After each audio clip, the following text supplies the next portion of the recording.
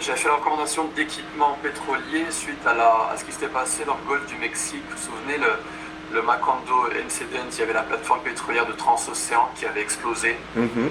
et qui avait fait des dégâts écologiques vraiment désastreux. D'accord. Mhm. Donc, suite à cet événement, j'avais recommandé des investissements dans des entreprises comme Cameron et Lufkin. Euh, donc il y avait une révolution dans le secteur parapétrolier au niveau de la sécurité. Et donc toutes ces entreprises avaient explosé à la hausse et avaient été rachetées par la suite par des géants comme Baker Hughes, ce genre de choses, ce genre d'entreprise. Donc l'anecdote en fait, c'est que toutes ces actions avaient monté. Et c'est ce que je vous disais tout à l'heure, l'avidité, l'asset manager qui lui dit qu'il veut garder ses investissements parce qu'ils font que monter.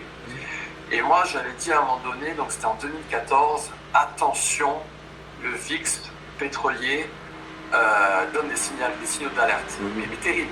C'est-à-dire qu'il ne faut pas l'ignorer. Alors, le VIX pétrolier, le VIX, c'est le Volatility Index.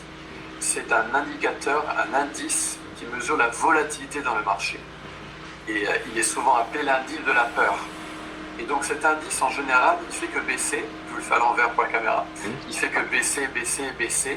Et à un moment donné, il se passe quelque chose. Il a des critères d'alerte. Il arrive sur un niveau de support. Il arrive par exemple à une target algorithmique. Et donc voilà, il va monter.